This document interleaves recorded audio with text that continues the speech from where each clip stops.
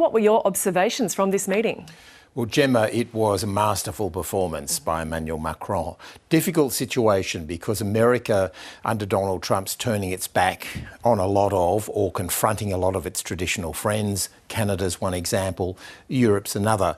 Now, Emmanuel Macron went there to try to bring Donald Trump back into an effort to help Ukraine. He's very much so far, Donald Trump's been very much pro Vladimir Putin and Russia. They've locked Ukraine out of the negotiations. Emmanuel Macron charmed Donald Trump, laughed with him. They were holding hands, they were joking. And at the press conference, Donald Trump often tried to change the subject, and Emmanuel Macron kept bringing it back. Basically, his message was, we cannot trust Vladimir Putin.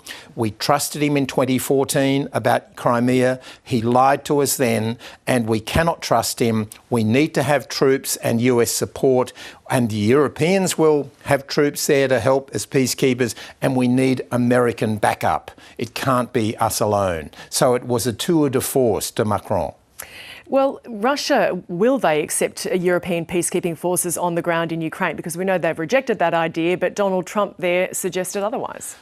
We're getting mixed messages out of Russia. The Foreign Minister, Sergei Lavrov, has said we will not allow any NATO troops to remain in Ukraine. However, today Donald Trump said at that meeting with Emmanuel Macron, he said yes, that Vladimir Putin has said he will allow NATO troops. Now, even the very framing of that, the idea that Vladimir Putin is saying who he will or will not allow to be on Ukrainian soil is stunning.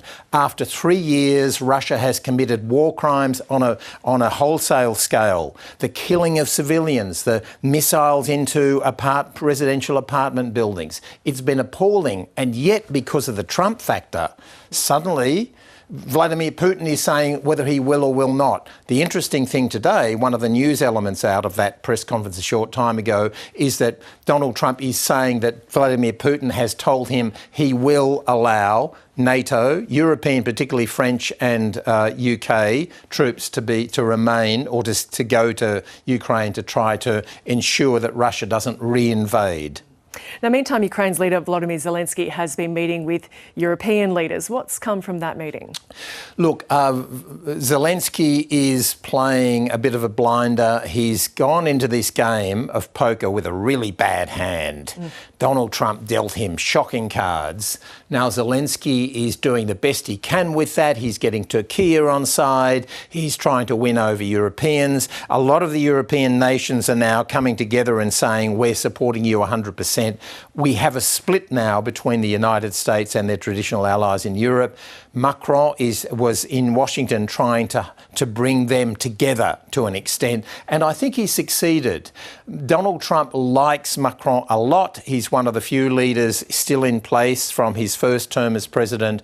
They have a really good rapport. He respects him, and I think Macron is now the senior leader in Europe, and so he has a huge role to play. And Macron will now pass that baton to Sir Keir Starmer, the UK Prime Minister, who will meet with Donald Trump in coming days. What are we looking out for there? Keir Starmer on his own doesn't have a strong hand, but I was speaking to a Ukrainian official a short time ago, an hour or so ago, who was saying to me that the card that Starmer has to play is the king. Is that Donald Trump very much loves and respects the royal family, and that Starmer will probably somehow try to bring in the idea of a meeting with King Charles, that Sir Keir Starmer will play the king's card. And so the realpolitik at the moment, we haven't seen anything like this. The world's in play, that everybody's trying to play the card they can. Macron's playing the charm card. Starmer will probably play the king's access card. And so I think that Starmer will come in the 1-2 punch to Trump and say, you cannot walk away from 50, 60 years of support. You cannot turn your back on your friends. John Lyons, our Global Affairs Editor. Thank you.